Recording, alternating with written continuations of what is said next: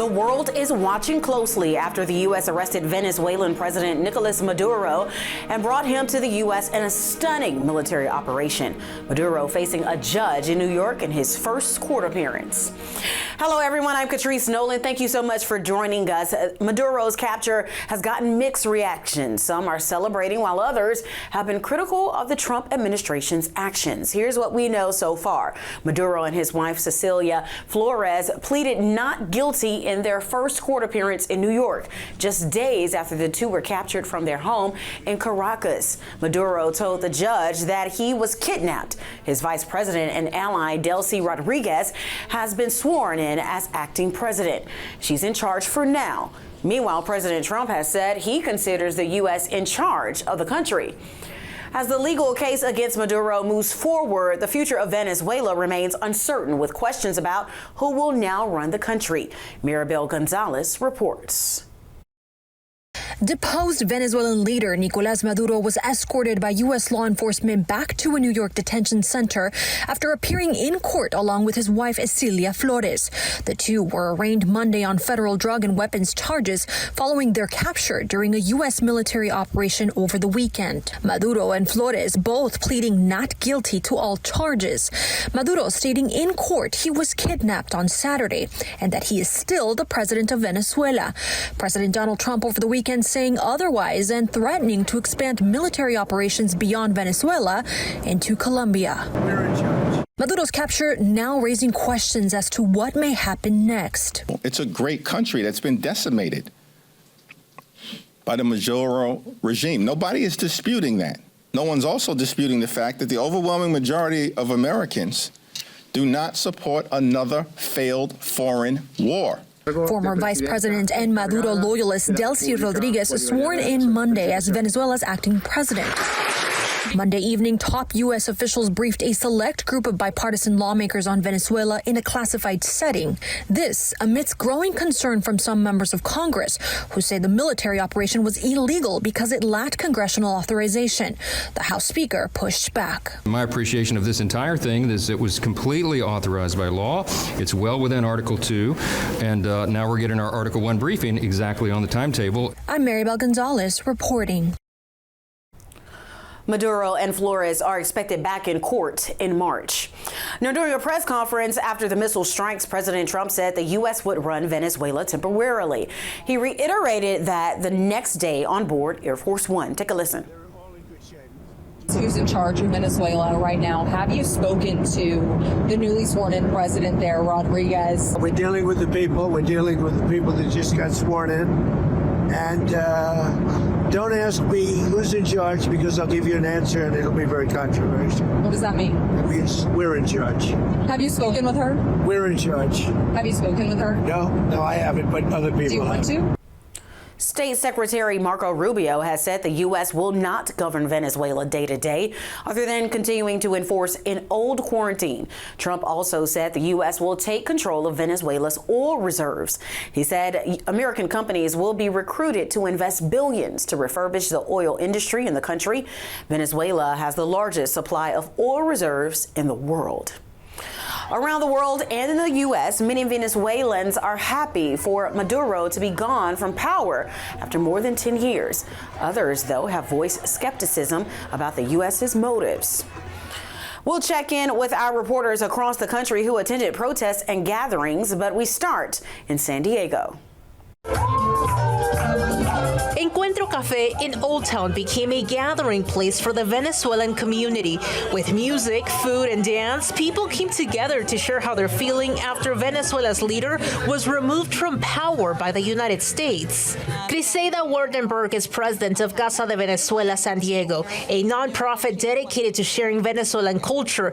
These are photos she shared with us. The first, her and her mother during her last visit to the U.S. The second, taken about 5 years later, shows her mother marching and protesting in Caracas. Her mother died in 2020, and Griselda has not been able to visit her grave.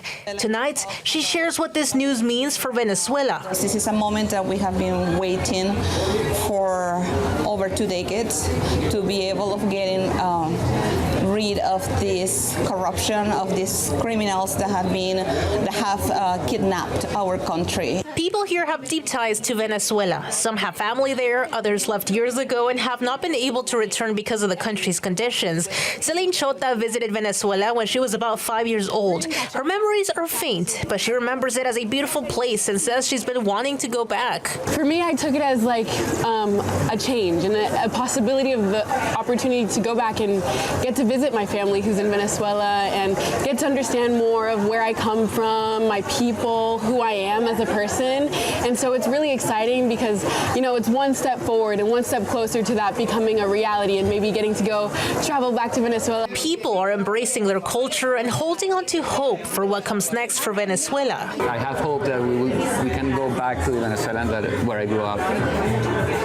Because right now, yeah, Venezuelans living there is the salary is like $1 per month, so there's no hope for if the things stay as they are. In the crowd at the corner of Post Oak and Westheimer, there are several voices like Elizabeth Peters. I feel really strongly about how there should be no more U.S. interference in Venezuela. Maria, a woman who moved to Houston from Venezuela at 9 years old, thinking of her family. We just got a call from my uncle, and he said, you know, there are some parts of Caracas that don't have power right now. She says with Nicolas Maduro currently in custody, she has a new sense of hope, though there is uncertainty. A lot of people that are really hopeful, but they're also really scared to share that hope in the streets.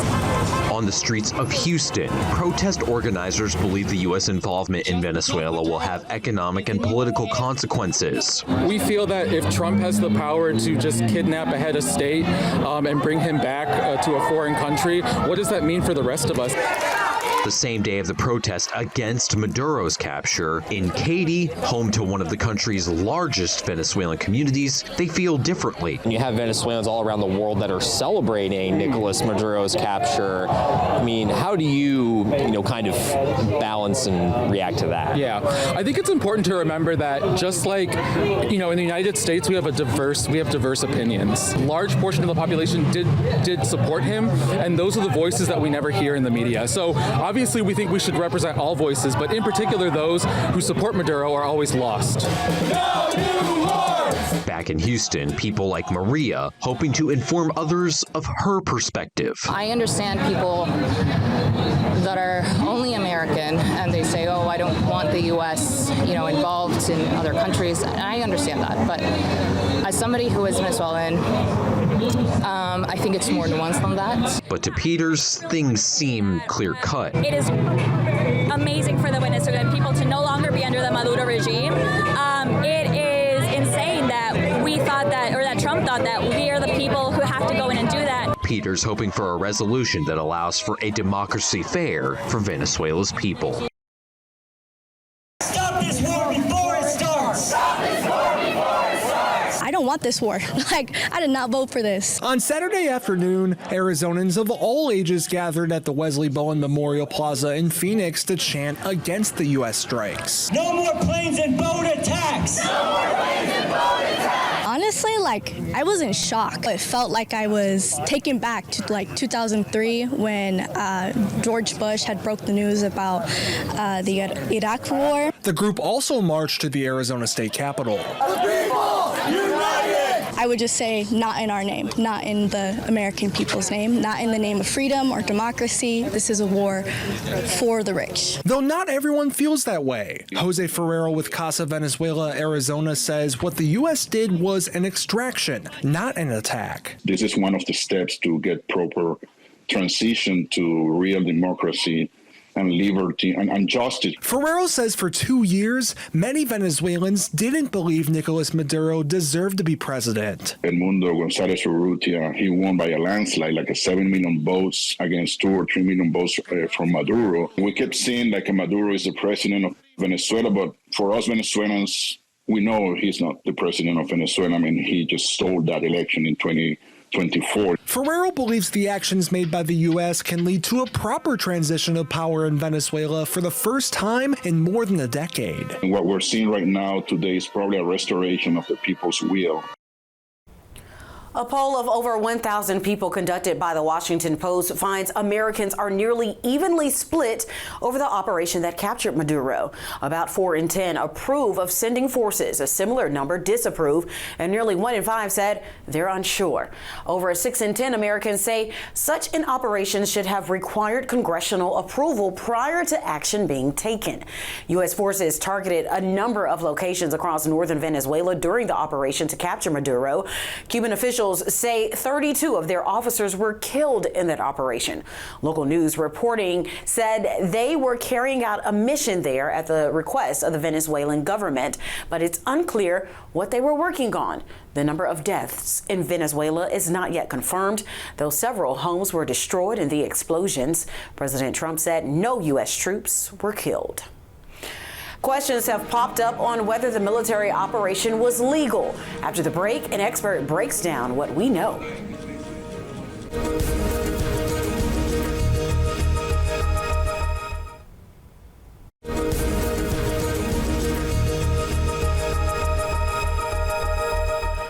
Welcome back. Some have raised questions about whether a military operation to capture Venezuelan President Nicolas Maduro was legal.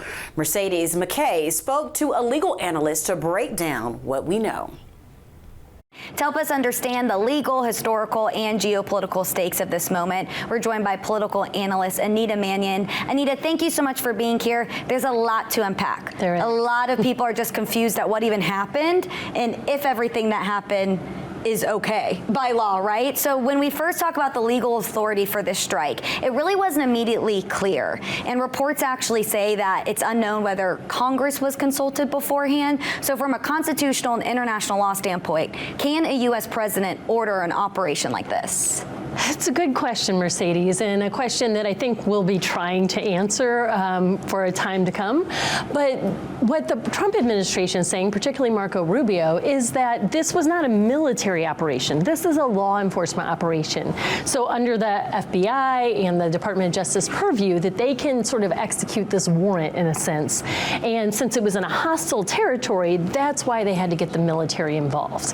And so I think that would have held more water if the president didn't go on to say that we're going to run Venezuela and, talk about possibly invading Colombia and other places. I think that raised people's concerns. But I will say there is consensus that Maduro was not a good leader, was not a good person, and was not even legally elected. So I don't think that the objections are so much about his removal, but about the way it took place. Well, and this operation, as we know, involved U.S. airstrikes on Venezuelan air defenses and also special forces basically extracting Maduro from his compound. Now, a lot of people saw this and was like, has anyone ever done this before, right? Not in the way that we've seen. The most recent and closest example we can talk about is President George H.W. Bush did remove Manuel Noriega and bring him to the United States to stand trial, and he was found guilty. He did serve time.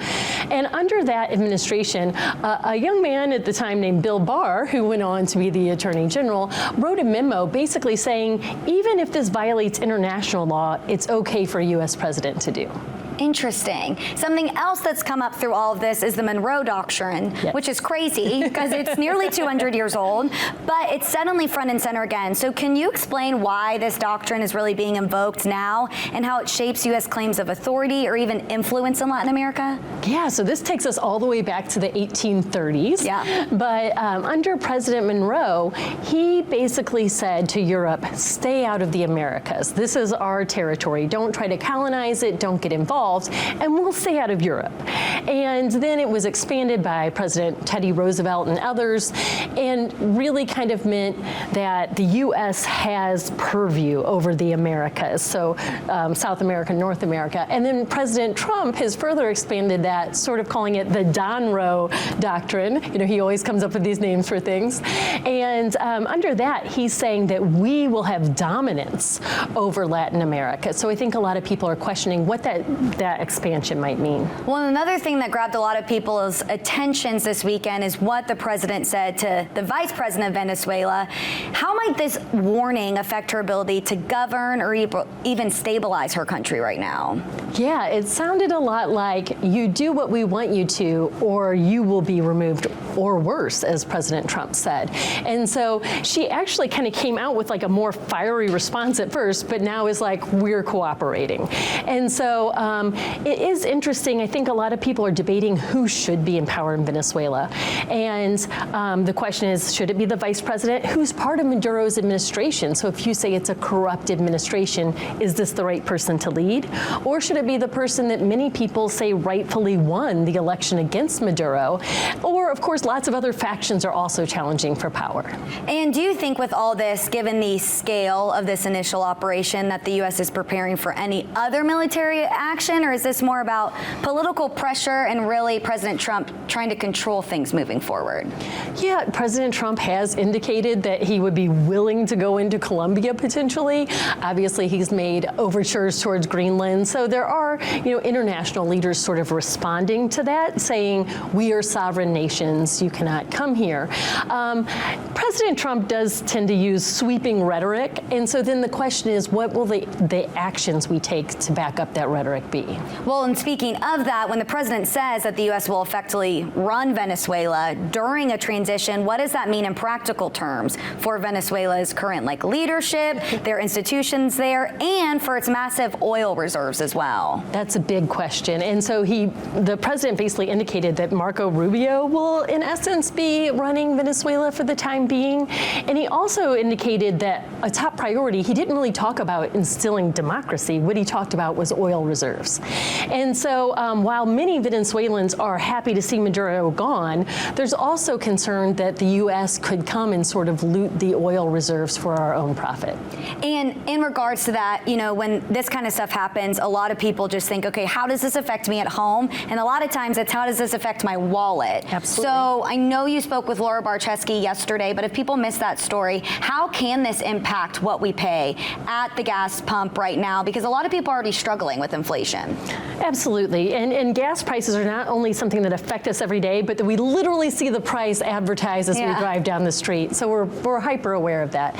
And when it comes to the impact of Venezuela, markets do not like uncertainty. And so the sort of initial response is probably, if anything, slightly higher gas prices. I think we've seen like a 1% increase. But Venezuela actually is a very small part of our fuel, of our oil. And so it wouldn't have a major impact on our gas prices right now. If production could ramp up, really the amount of oil that we've got from Venezuela has dramatically decreased since sanctions President Trump put in 2017. To rebuild their infrastructure and to get them up to producing the amount of oil that was happening before will probably take at least a decade and billions of dollars. And so that's what it would take to really impact gas prices and bring them down. Okay, that's positive. Coming up next, we look at the impact this situation could have on travel in the Caribbean. We'll be right back.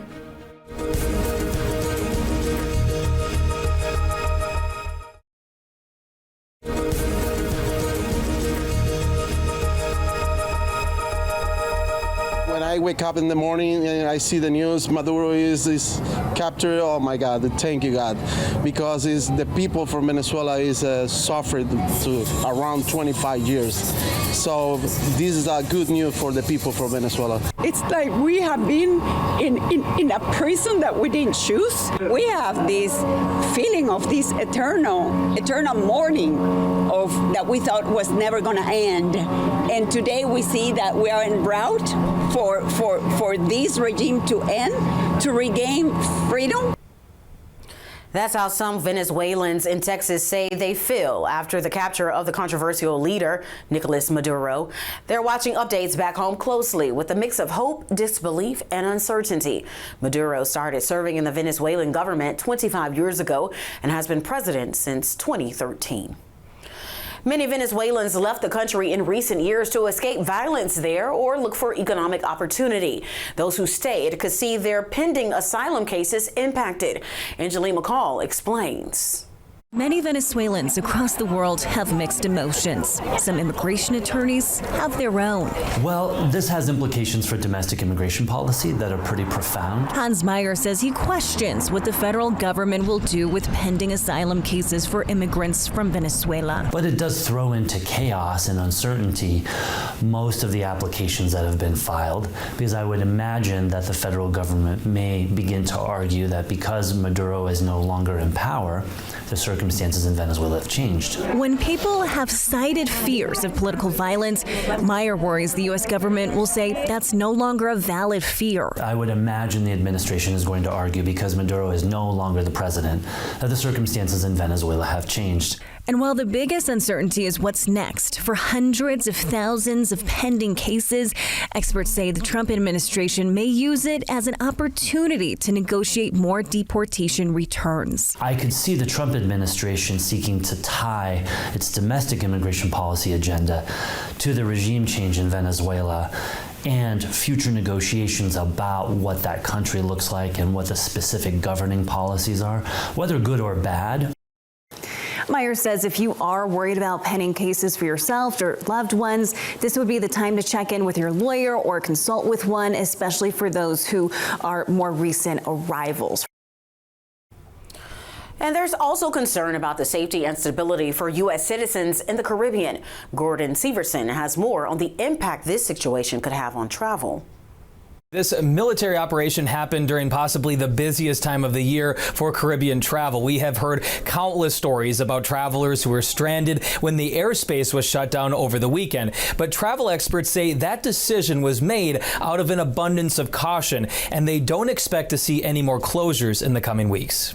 Obviously, the Caribbean is extremely popular in January. Analyzing risks is what Dr. John Rose does for a living. He works with the Internova Travel Group, and based on what he's seen, he doesn't expect to see any long-term safety issues around the Caribbean. I don't think there'll be any disruptions unless something escalates. There's no indication there's going to be escalation. But he says travelers should expect to see increased security in the Caribbean as local governments are trying to work to make travelers feel safe and comfortable.